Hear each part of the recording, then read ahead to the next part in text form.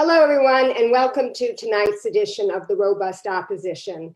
4 days ago, a terrible situation happened in Israel, Palestine, very reminiscent of what happened in 2014 with Operation Cast Lead.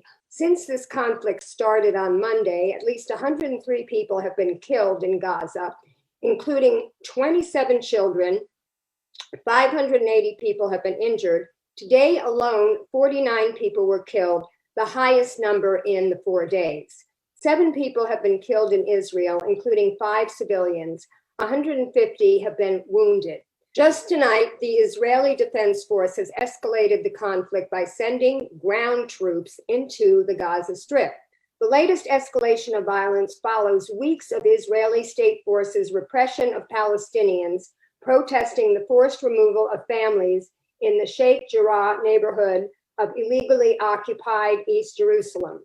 The forced removals done on behalf of Israeli settlers, which human rights experts say violates international humanitarian law, also coincided with attacks on worshipers and protesters at the holy site of the Al-Aqsa Mosque during Ramadan by Israeli forces.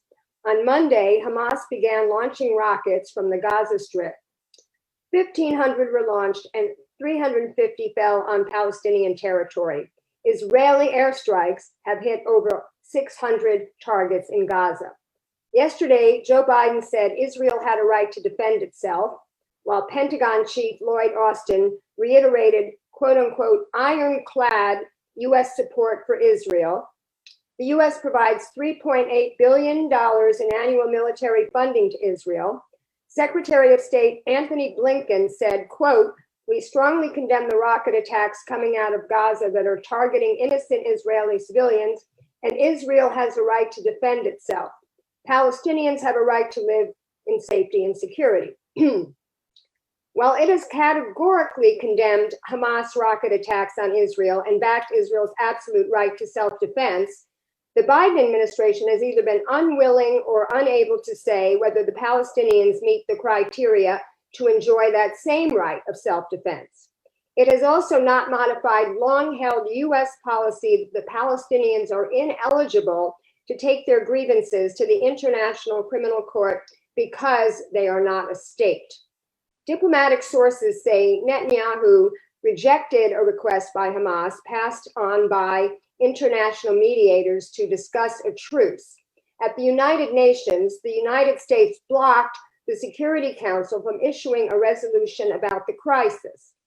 Senator Bernie Sanders said in a statement, the United States must call for an immediate ceasefire and an end to provocative and illegal settlement activity. And we must also recommit to working with Israelis and Palestinians to finally end this conflict, unquote.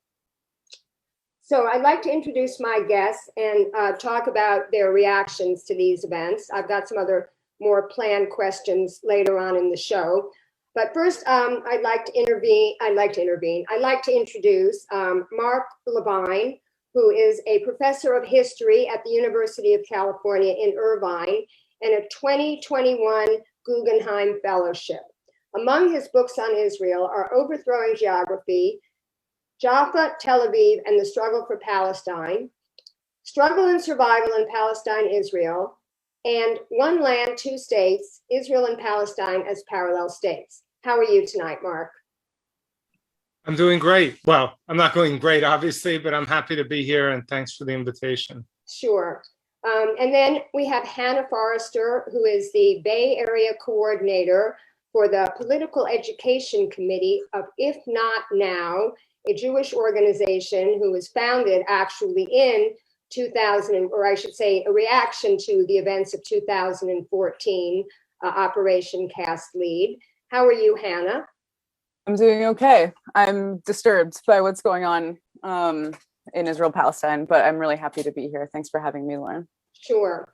And finally, Iyad Alfalqa, who is the former chair of the Arab American Caucus of the California Democratic Party. And I've known Iyad since 2015, when we were both delegates for Bernie Sanders at the 2016 Democratic National Convention. So, Iyad, how are you tonight?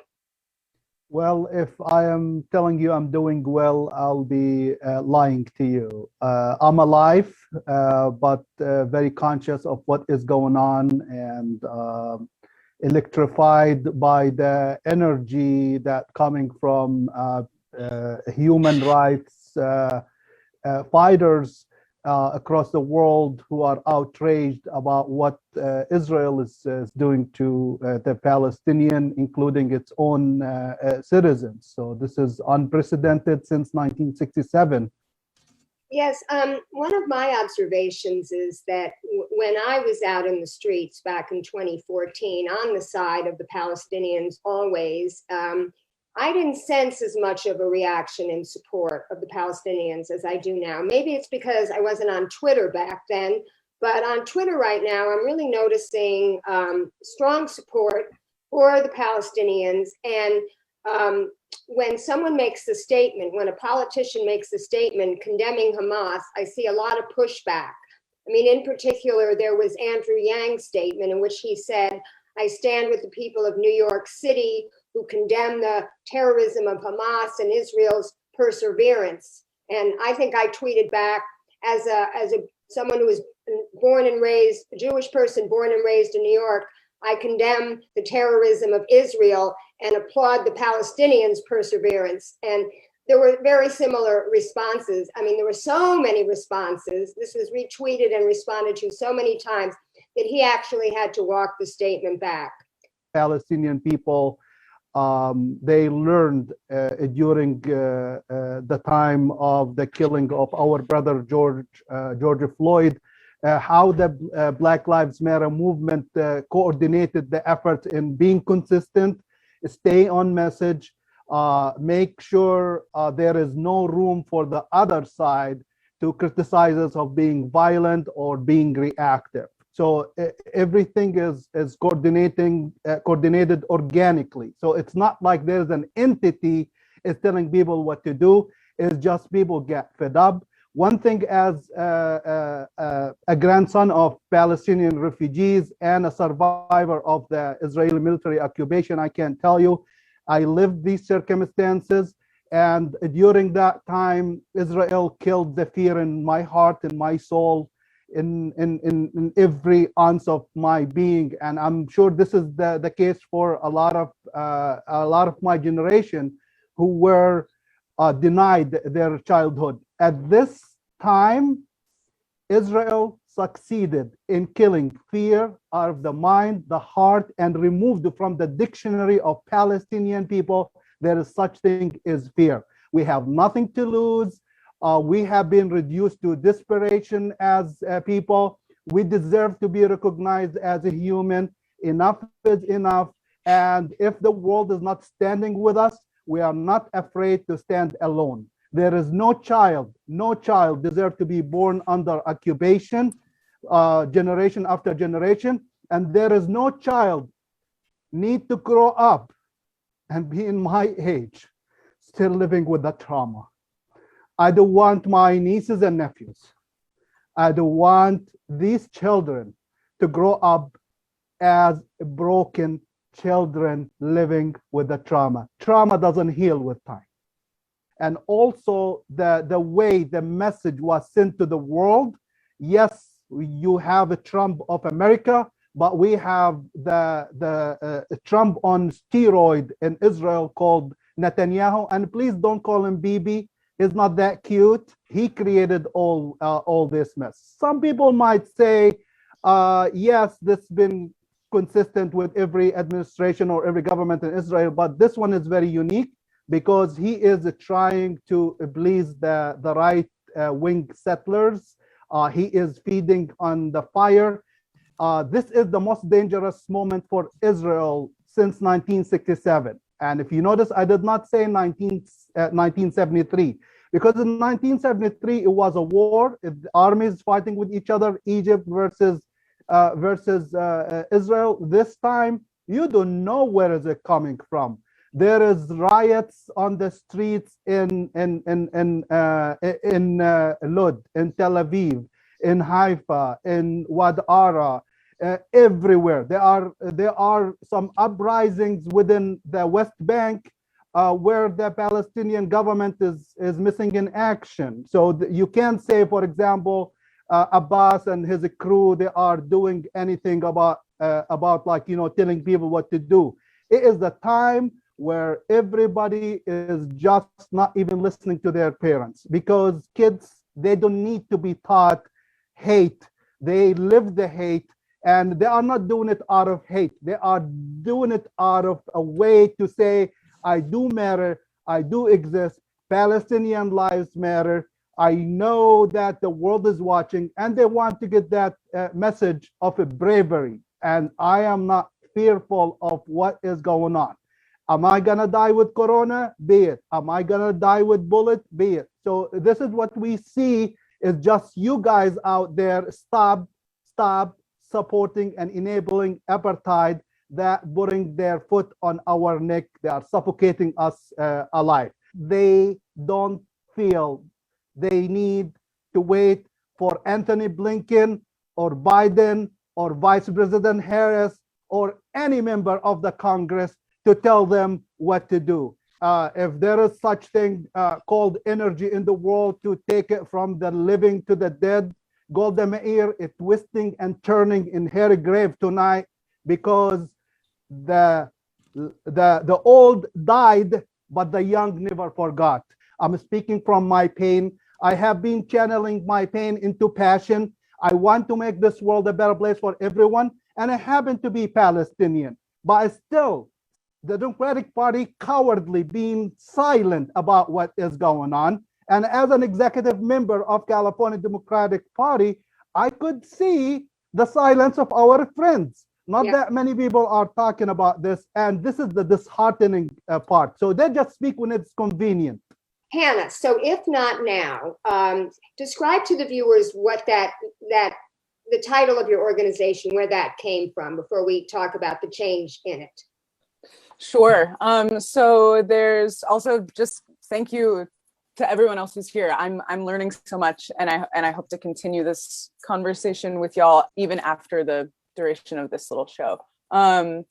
So if not now, the phrase itself comes from a Talmudic saying, if not now, when? And it's part of a series of sort of if not blank blank questions. Very much in the Jewish tradition, for me, of resistance and questioning. If not for me, who will be? But if only for myself, what am I? And if not now, when? My father and grandfather donated millions of dollars, literally, to the state of Israel. And I will tell you right now that they would be turning in their graves if they knew how the government was treating the Palestinian people, because these are not the Jewish values that were taught to me. And I felt when I came into any amount of money that I wanted to support the Palestinian people. And so it was great to find an organization of American Jews that were fighting on behalf of the Palestinian people, trying to end the occupation. And it started apparently in this, what I read in this article was in 2014, J Street, which was supposedly the progressive counter to AIPAC, also condemned Hamas. So Max Berger and the co-founder decided to start If Not Now, and it was supposed to be a big tent, so they weren't going to take, and this is how it was explained to me when I was solicited, they weren't going to take a stand on the two-state solution, they weren't going to take a stand on the BDS movement, or they weren't going to take a stand on whether you're going to use words like apartheid or genocide. It was just going to be against the violence on the Palestinian people and the occupation. Like, who could be opposed to that? But then events changed and the front loading process happened. So you could take it from there. Sure. Good summary. Thank you for that. So just minor background, I joined If Not Now just last summer, last June or July. And, I have, because there was not a pre-existing real platform, as you're saying, it was more, it's been more strategically designed to be kind of like a a bigger net, sort of to attract more people strategically in order to make the conversation available, make action and organizing available to people who otherwise didn't feel attracted to a leftist perspective on Israel-Palestine.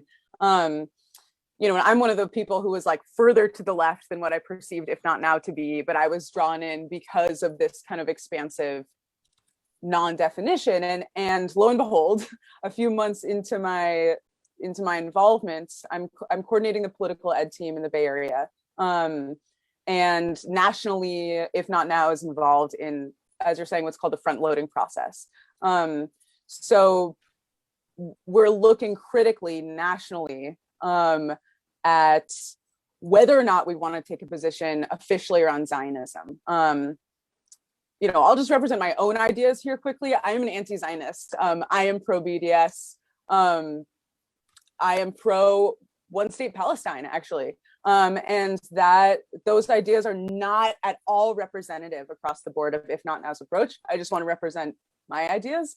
So the front-loading process is reconsidering after an entire lifespan of no process of reconsideration, what our position on Zionism is, what our position on the BDS is, how we see apartheid in Israel-Palestine, and you know, basically addressing these questions critically of what does it mean to be strategic, and is it always strategic to involve the maximum number of people, when in that process necessarily you might be including people whose ideas and ideologies actually hinder your ability to take action.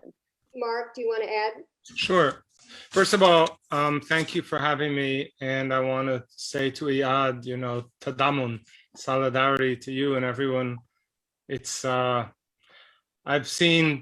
been in Gaza when Israel's gone in, and it's a very difficult thing to be, a very difficult place to be. I've seen too many invasions of the West Bank from within the West Bank.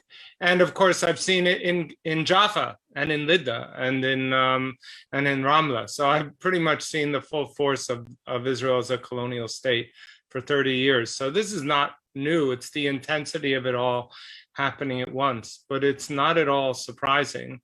You know, the Zionism has been a settler colonial movement from the very beginning. You could look at the letter from Ahad Ha'am, the letters from Palestine from 1891, where he was already writing in Hebrew to people back in Europe about how badly Zionist leaders and just ordinary Zionist settlers were treating local Palestinians, people who were starting to identify as Palestinians.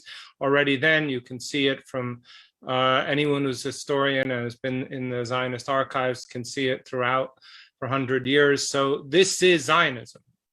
Zionism is a settler colonial movement.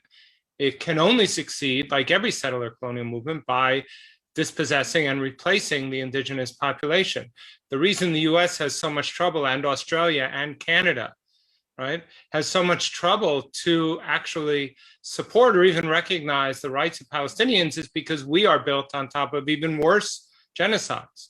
So of course Americans can't recognize Palestinians, because when we do, suddenly we have to realize, oh, wait a minute, we did the same and worse to Native Americans, and Australians even worse to indigenous Australians, and so on. So the ties between the US and Israel are quite natural, because we are two of the worst settler colonial societies of the last half millennium. So that's a very important thing to bear in mind.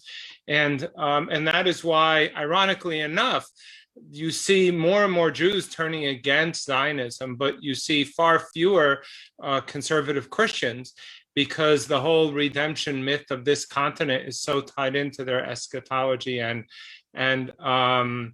ideas of salvation through the bringing of the Jews back to Israel, and then the second coming and the apocalypse. So it's really a distorted situation at this point. But I just want to say for 1 second, you know, we were going to be talking about the anti-Semitism definition, which some may know, which is this definition formulated by someone from, what was it, the AJC, the American Jewish Committee, on behalf of the European Agency or something on anti-Semitism back about 15 years ago. This working definition was highly problematic and was never meant to be used in the way it became used by universities, by police forces and everything, and all the places it's been used. But basically it was used to shut down any serious criticism of Israel, because the second you actually seriously criticize Israel, and by seriously I mean thoughtfully, with evidence, with looking at the history and laying out the facts rather than the fantasy, the whole house of cards that Israel and pro-Israel forces and propaganda puts out falls apart very quickly. So the only way to deal with that is to not allow it to happen, to not allow the discourse space to operate.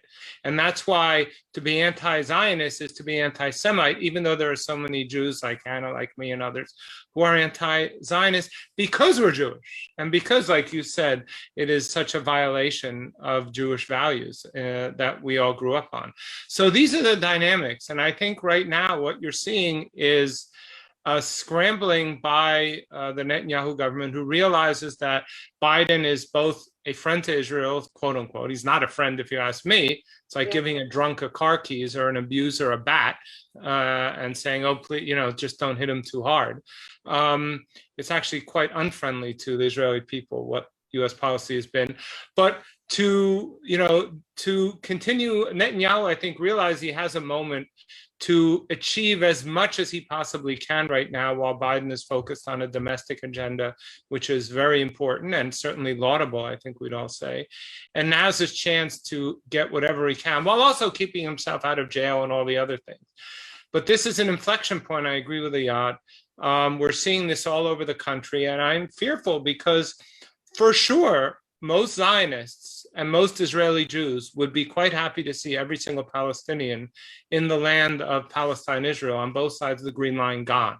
And most Israeli Jews, and I say this as someone who lived there and speaks fluent Hebrew and worked there, most Israeli Jews would be quite happy with that, I'm sorry to say. Just like they were happy when they disappeared and 500 villages were gone in 48, and everyone knew what happened. No one just spoke about it. Yeah. So if they can get away with it, there's no doubt that they will use this to try to ramp up so much oppression on Palestinians inside the Green Line, 48 Palestinians in Lydda and Ramla and Jaffa and other places, that, especially the mixed cities, that more and more will leave. And as well as Palestinians leaving the West Bank. So that is clearly a very long-held goal. And unfortunately, when Hamas, responded with these rockets, this was the moment, this was the operational moment to put that into place. So how it plays out, no one knows. Now it's a test of wills. And when you have a test of wills with violence as the means of testing, unfortunately, you're going to wind up with a lot of dead people. Well, Iyad, I'd like to ask you about the Palestinian government.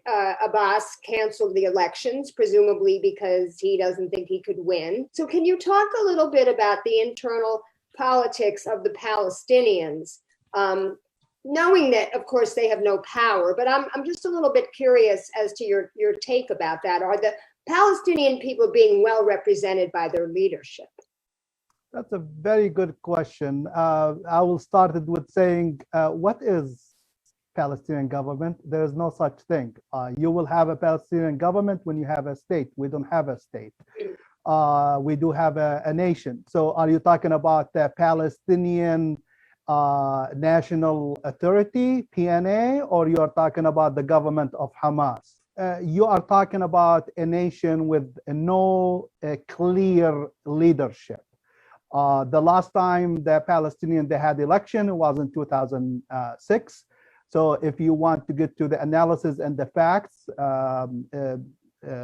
Abbas, he has been the president of the Palestinian illegitimately at this moment, and Hamas has been governing Gaza illegitimately as well, because there was no election since 2006. Also, you have to understand there is asymmetry of power here.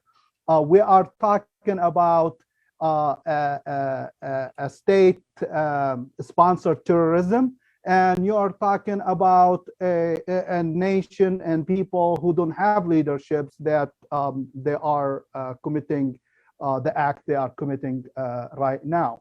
This is the dilemma that nobody in the world take the time to educate themselves about what does government mean. what is the entity? Are we a state nation or are we a sovereign nation? We are neither. We are an occupied people.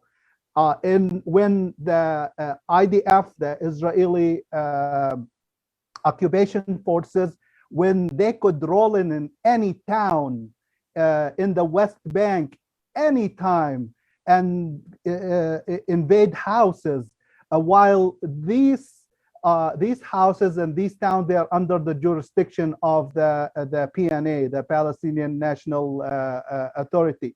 So we don't have sovereignty, we don't have control, but we are in an open air prison. Give you an example what kind of life a Palestinian live.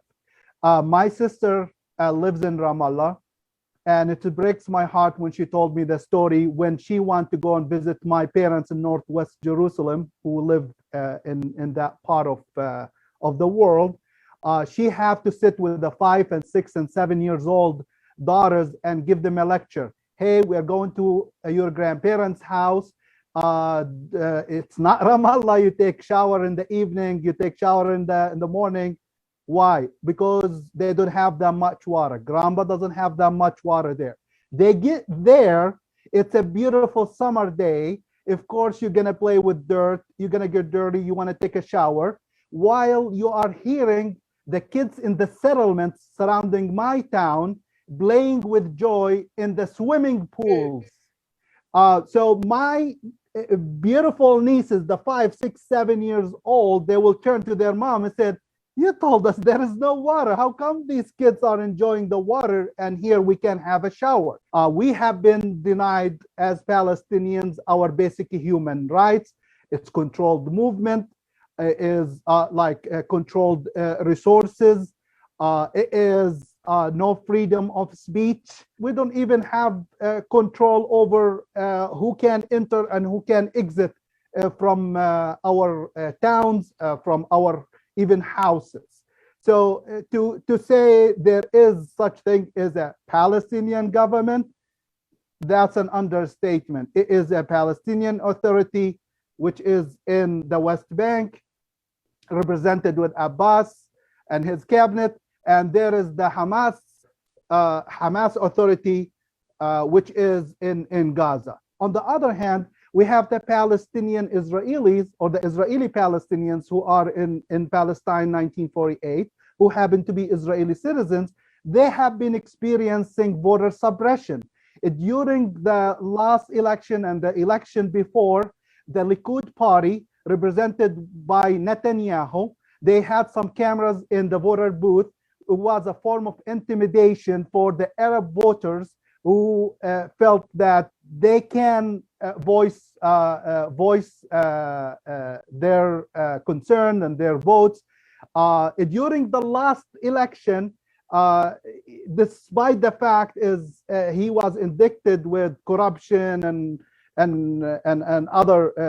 other charges, Netanyahu, he had the nerve to go and divide the Palestinians who happen to be Israeli citizens, trying to tell them who should be their representatives in the Knesset, which is the Israeli parliament. So there is no such thing as a Palestinian government. You have a government when you have sovereignty, you have control over your resources, you have control over your air, your land, your sea. We have no control except controlling over our breath, which is we can't breathe anymore.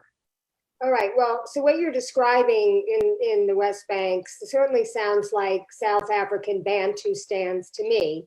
And the settlements, which, you know, in the beginning, we made a pretense of saying, oh, you can't build those settlements, that's illegal. And, you know, even Obama started out like that. And then it was like, you never heard anything more about it. And everybody's just allowing it to continue. Now, but one thing I did not share with you, Lauren, is the fact is we do have separate roads. So there is segregation, there's an apartheid, there is discrimination.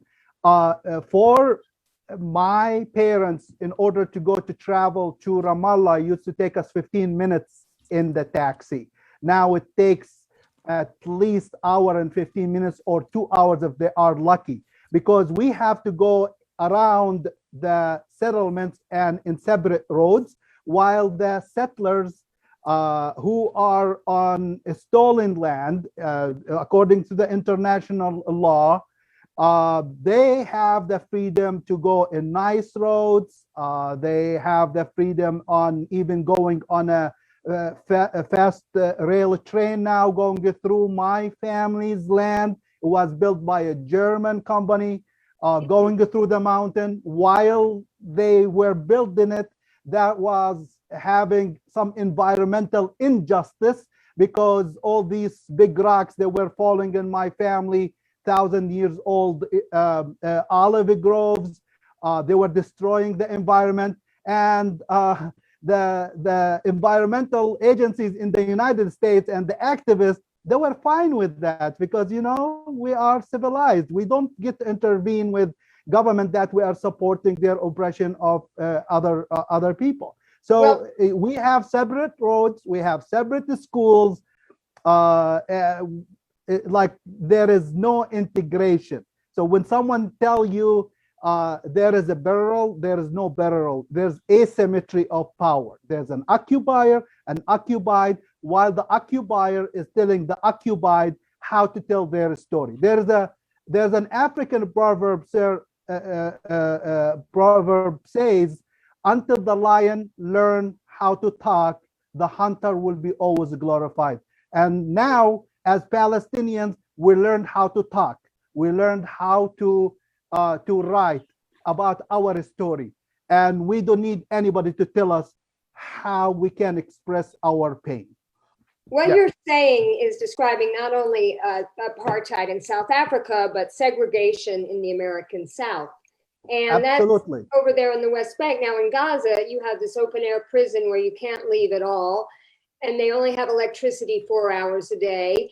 And they have this thing, I can't remember, maybe Mark, you remember who said the mowing of the lawn expression, that they go in there periodically to mow the lawn, and they want to give them just enough food to survive, but not to thrive. And it puts me in mind of what our government is doing with the Cuban embargo, or with keeping the Venezuelan, the money from Citgo, or London keeping the Venezuelan gold, because we're trying to create a situation where the people will uprise against their government, which, you know, you have said that Hamas isn't really a government, but Hamas is doing things apparently like providing certain social services to the people, and therefore gaining their support. I mean, that's the last I heard. I don't know if they're still doing that, but everything that the US is trying to do, and then of course supporting the military with $3.8 billion a year, which they don't need because they're a wealthy country. Hannah, the If Not Now was set up as distinct from Jewish Voice for Peace, because Jewish Voice for Peace has been around for 20 years, and they've been always against Zionism, in favor of BDS,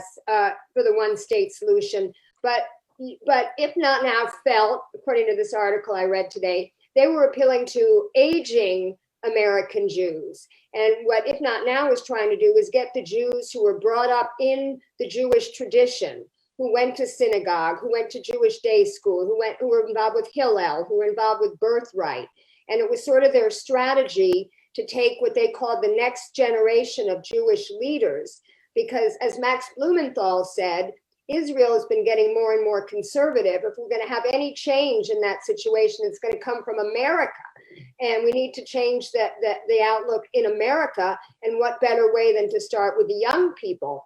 But with the movements that Mark talked about, Black Lives Matter, the George Floyd protests, Never Again action splits off from If Not Now to support the immigrants in the detention camps. And I covered when they took over the GeoCities headquarters in Los Angeles. Doing those sort of radical actions was what sort of prompted the front loading. Like, how are we we have to have this big tent. Why are we not moving with the times? Why aren't we more intersectional? And started allying with these other groups and saying, let's focus on injustice here in America.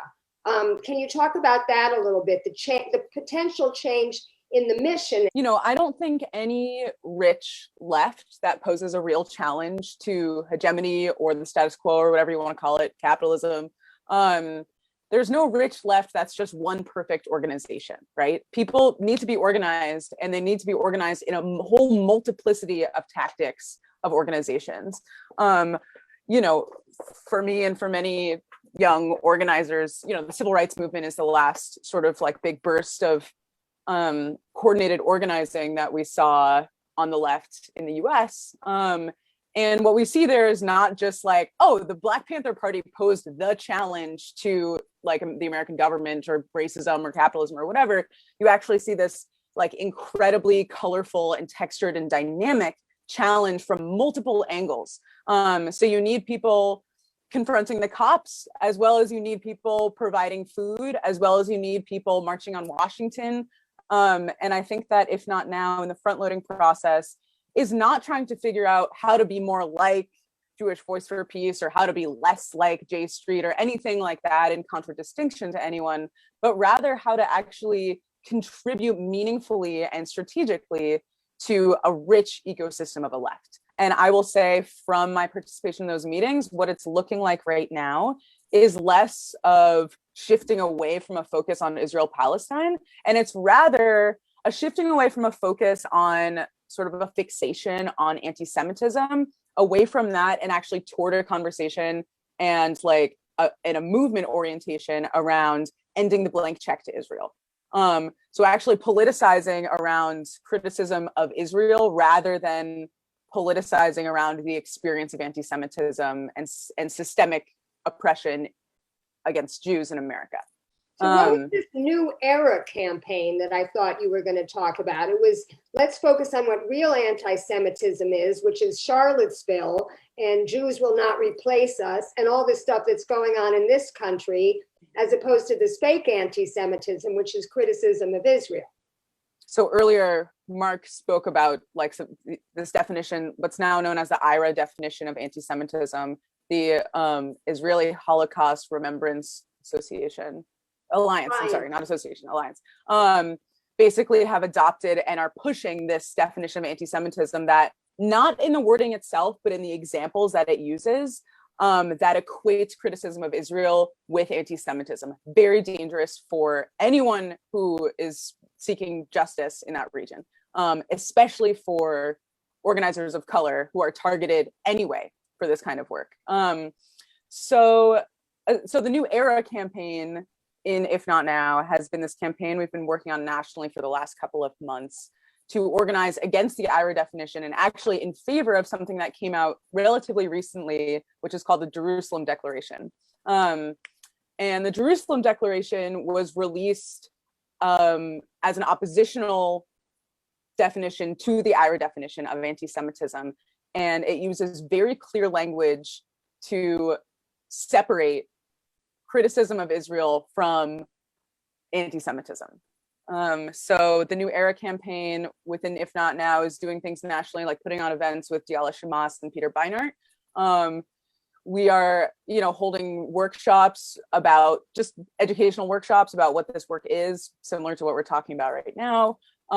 We are holding events, Q&A style events with signatories on the JDA, the Jerusalem definition. So our work right now is mostly the New Era campaign plus front loading work.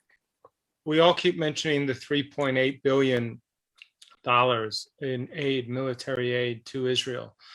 But really, the more accurate way of describing that is 3.8 billion, 90% of which or so is aid to U.S. arms manufacturers.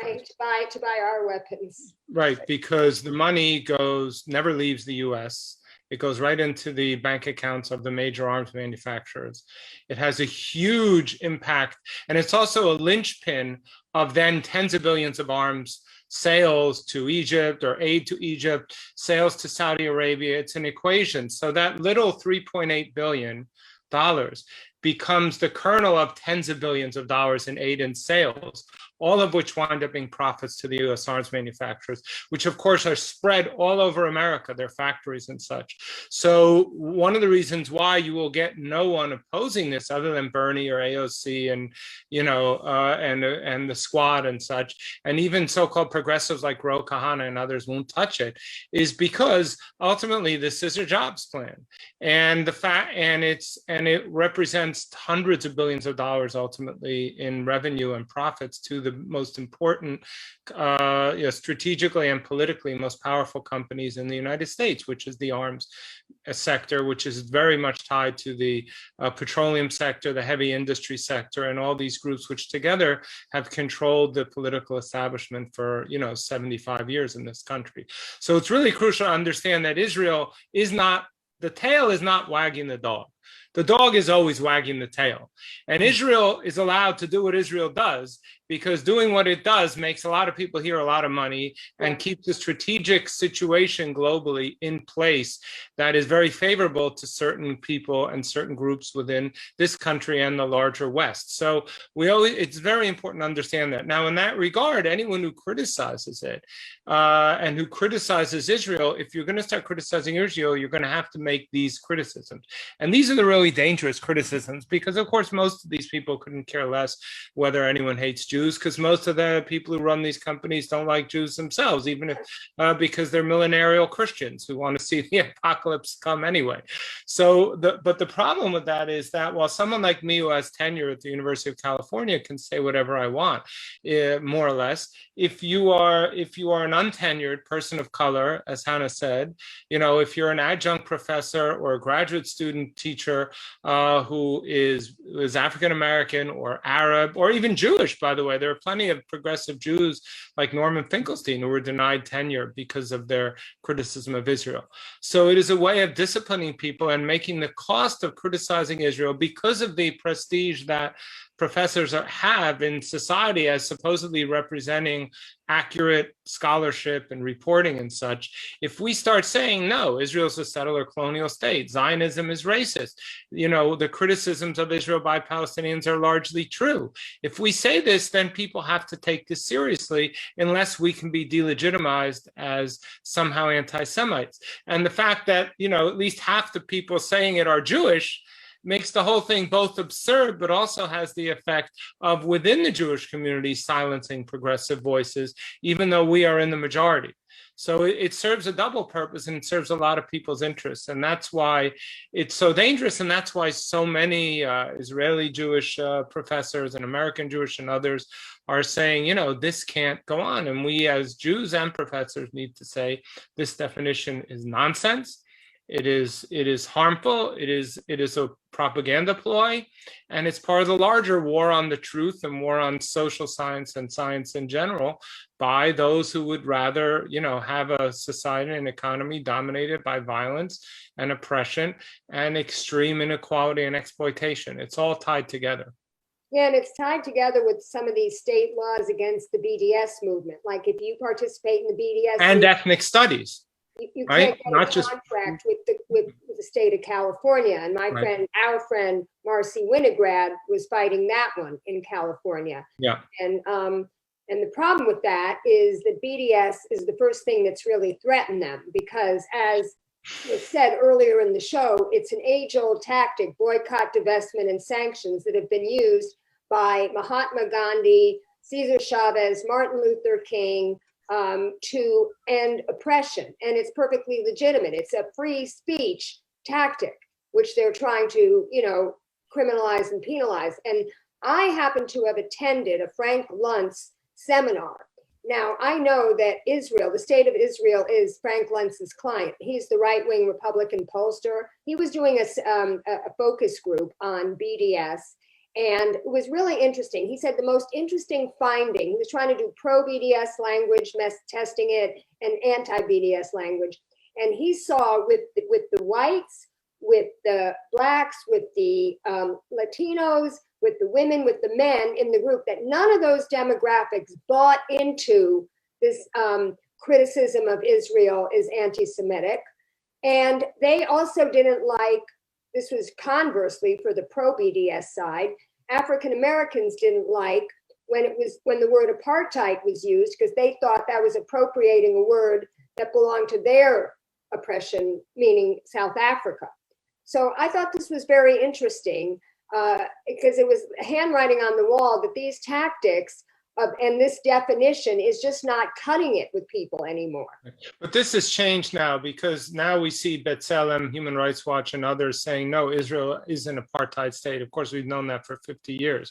But now it's being publicly said by the biggest mainstream organizations. And what that has done is achieve great synergy with Black Lives Matter. We're fighting, ongoing apartheid in this country. And it's much harder now because you have much more militant and progressive people at the leadership of younger African Americans, the leadership of this new civil or renewed civil rights movement. They don't have the deference to the kind of old-fashioned institutional Black Jewish alliances around the NAACP and wealthy so-called liberal Jewish donors, where part of the deal was to keep your mouth shut about Israel. That's gone. And now you have progressive Jews on the front lines with progressive Muslims and Palestinians and African Americans fighting the entire system, because Israeli apartheid is part of the same system as American segregation that still goes on, and the American white nationalist policies, and part of the same system of the racist policies in Saudi Arabia, and the same system to the Uyghurs in China. It's a global system, and the elites globally support each other in this, which is why you see Saudi Arabia not saying anything about the massive oppression of the Uyghurs, because they simply don't care. As long as China does what's good for them, they don't care. So all of this is about using oppression to maintain each country's elites' political and economic power. And young people are realizing that globally. And I think that's what's so scary to people, and why you see the rise of this virulent white nationalism, why you see that woman, the congresswoman, chasing AOC down the street, saying, why do you support terrorists and Antifa? Like, these people are hysterical because they know that, whiteness is a dying identity. It's, this identity of an exclusivist identity that defines yourself by dominating others. That's the identity that's going to doom humanity. And we're getting close to that moment where it's too late to save us.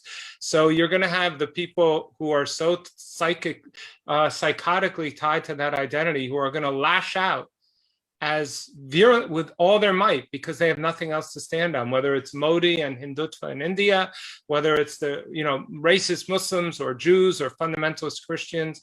And that's the struggle we're really involved in. That's the great war that we all need to be focusing on.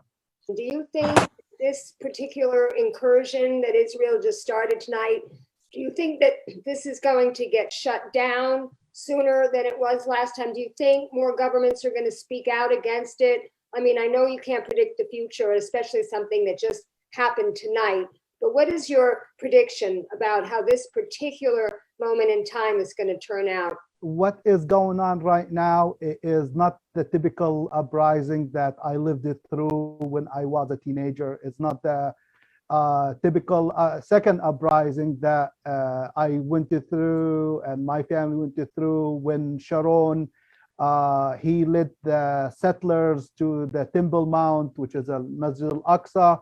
So what we saw this time was kind of a repetition what happened. However, the reaction was different. The reaction was different because in 2000, there was no Facebook, there was no Twitter, there's no Instagram. This time, there was millions of journalists, which is citizen journalists, everybody who have a phone with an internet, with a camera, with a video camera, they can capture the moment. So you saw the violation of international law of the Israeli officers. They were stepping on carpet inside the Al-Aqsa mosques. They were they were firing grenades. They were firing tear gas inside the mosque. That's a sanctuary. That is something protected by international law. And for heaven's sake, people are praying. You know, it is the last week of Ramadan, and you know it is that holy, and people, they're gonna congregate. People, they were attacked while they were praying. So there is no excuse this time to deny what is going on. What got some justice to my brother George Floyd is the capture on the camera, and this time every single moment was captured on the camera. It was captured with different angles. Even like our Jewish sisters and brothers who believe in human rights, they were there to be witness and to make sure that there is some protections for Palestinian civilians. So this time it's not an uprising, it's a war. And Netanyahu, he is in hot water. Number one, what happened at Al-Aqsa could have been prevented. He did not do anything. He escalated. He sent the troops and the border police to protect the settlers while they were attacking Sheikh Jarrah residents. On the other hand, what happened in the West Bank, the Israeli occupation forces to some villages in East Ramallah, that's one thing. The silence of the Palestinian Authority in the West Bank, that escalated when the Israeli citizens who happened to be Arab and Palestinians, they came to Al-Aqsa Mosque. They were blocked in their way to Al-Aqsa Mosque, denied their civil rights. They were denied their civic rights as Israeli citizens. So that created an uprising inside the Israeli jurisdictions. Palestinians who happen to be Israeli citizens, they have been treated like third-class citizens. Oh, wait a minute, third-class citizens? Yes, because the second-class citizens, they are the Middle Eastern Jews who came from Arab countries, and the Euro Jews, they were treated as the first class with the white supremacy. Adding to that, as you know, in every country there are some gangs. So the city of Lida, it's very famous that there are some Jewish gangs and there are some Arab gangs. So this time it became like a street fight, and everybody took advantage of the moment. On the other hand, Netanyahu is facing like all these rockets coming into southern part in Eilat, and it hit an oil pipe. So this is going to affect the infrastructure in terms of like getting the energy. The schools, they are out. The air traffic is stopped. At the end of the day, the world is watching, even if our corporate media not covering anything until an Israeli kid got killed, while a lot of Palestinians, they were killed and shot in the eye at the Masjid al-Aqsa. This showed our hypocrisy. That showed like our President Biden, he is incapable to be an honest broker, because the first house in Sheikh Jarrah was taken by settlers was during Obama time when Biden was the vice president. Now he is the president and this crisis is still happening. So he better put his act together and deliver the promises that Blinken promised the Palestinian leaders like myself when he asked us to help him get Biden in the White House. So they better deliver on these promises. I wouldn't have believed him if I were you. Hey, Hannah, you're up. Why don't you tell us? You seem to be optimistic about this front-loading process and the enthusiasm you see on the ground of the people that you're working with. What do you think about your ability to make change going forward? Well, if I didn't believe in my ability to make change, I would not be doing this work. I think that, change is only possible through organizing. And I think essentially until you are organized, you are a useless actor in a really frustrating system. My primary optimism or my primary goal for like medium-term success is the birth of some really strong ties of solidarity. And I think it's really high time and past due that leftist American Jews and all leftists start forging some pretty serious and deep ties with Palestinian and other Arab leftist organizations. And I think like dismantling Islamophobia is a big part of that. I think also there's no shortcut to that process. And so proving that you're a trustworthy comrade is what that means. So, you know, no better time than the present. Again, I think this is what part of front loading is like, how do we actually, even if our organization can't, like, doesn't find it to be strategic, or we can't summon the cajones to support BDS, like, what does it actually mean to support people who support BDS? Yeah. So that's my vision of optimism, is actually finding people across the spectrum on the left, across the spectrum of tendencies and tactics and backgrounds, to be able to realize that right now we actually have the same struggle, same fight. Okay, I'm going to give you the last word, Mark. Optimistic or pessimistic going forward? I think I'm optimistic in terms of solidarity here. I think that whether that has a political impact on the Democratic Party, forget Republicans, because they're hopelessly, psychotic at this point. But I think it's going to take at least another 10 or 15 years for the Democratic Party to, at the institutional congressional level, to represent the feelings of more and more Democrats who oppose the occupation and even Zionism. But I will say on the ground, I'm not optimistic at all. I think Israel loves when Palestine, as soon as the rockets fly, that's when Netanyahu's happy. I mean, I'm not here to tell Palestinians how to fight for their freedom, so I'm not making a value judgment on what methods people use, other than the fact that I believe in when you fight a war, you need to obey international law. So when they don't, I criticize that, even though I recognize their right to resist against a belligerent occupation. But the reality is that this is what Israel wants. It wants the rockets and it wants the violence, because once the violence starts, what are we talking about? The violence, and not about Sheikh Jarrah. And it becomes very hard. So, and the reason this happens is because Israel is very efficiently terminated, literally killing or exiling so many Palestinians like Mubarak Awad and others who were the people who were training in civil resistance. And Palestine has had an amazing civil resistance movement that has been operating, they call in Arabic, Lejnat Shabiya, the people's committees all throughout the West Bank that have been leading this. And of course, once it moves to violence, they get erased. So from a strategic perspective, I hope that the violence can stop quick, because Israel's waiting for the moment where they can push out more Palestinians or make life so intolerable they just leave. And I think this will help them. So in that sense, I think Hamas is actually Israel's biggest ally, whether or not it thinks it is or not. It's certainly helping right-wing government. And I think what I feel I have to do as someone who supports peace and justice is to, keep educating people about the realities.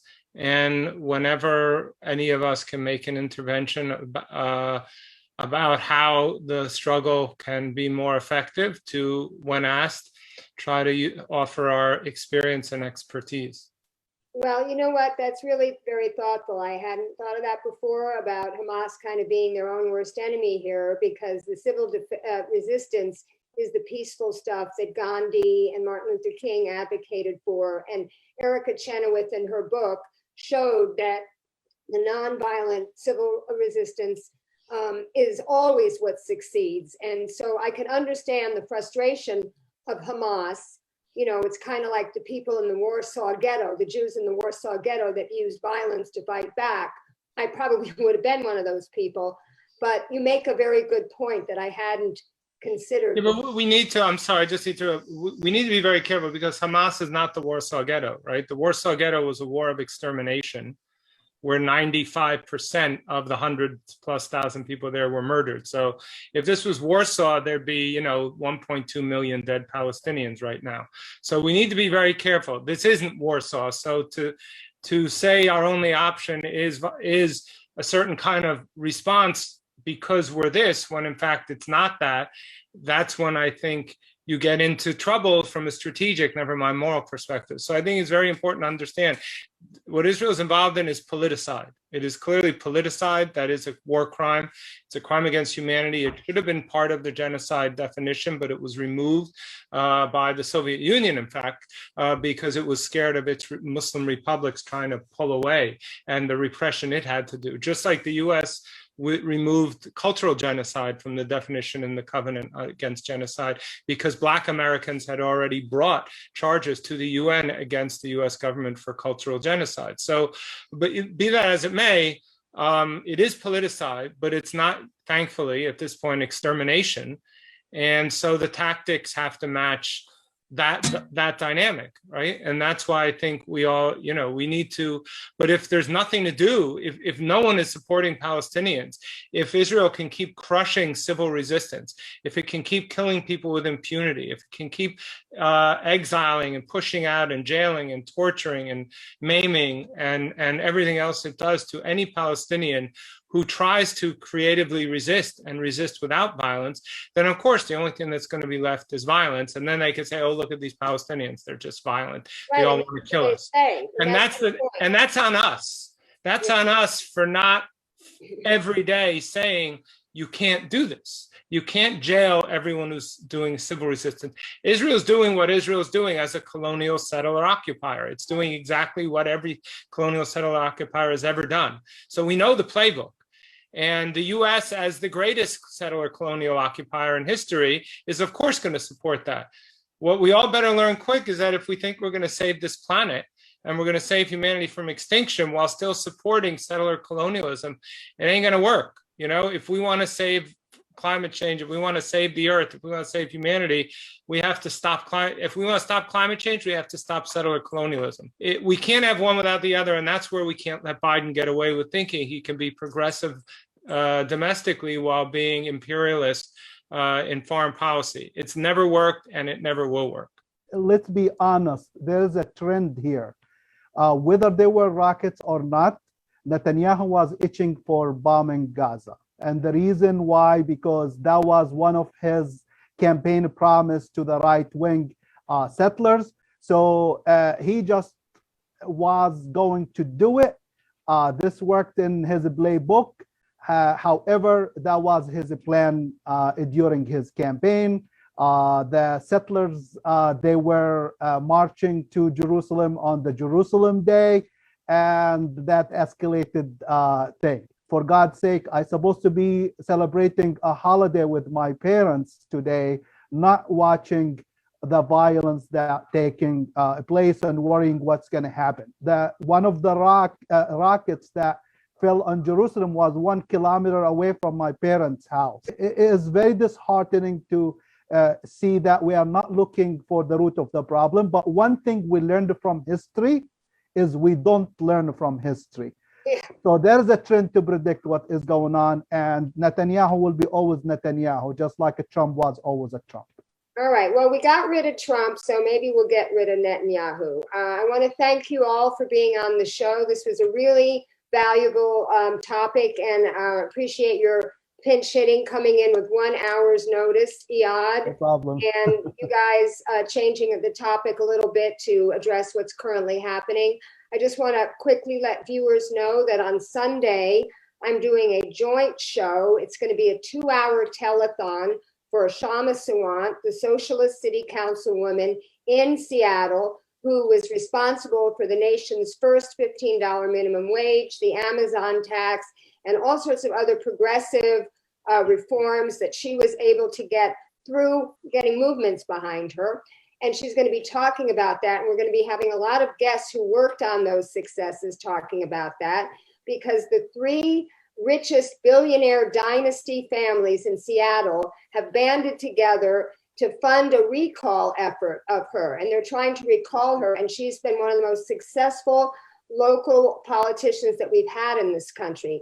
So it's going to be me and Katie Halper from the Katie Halper Show, Keaton Weiss from the Due Dissonance podcast, Jamal Thomas from the Progressive Soapbox, and Liza Featherstone from The Nation, interviewing a lot of people on Sunday night from 8 p.m. to 10 p.m.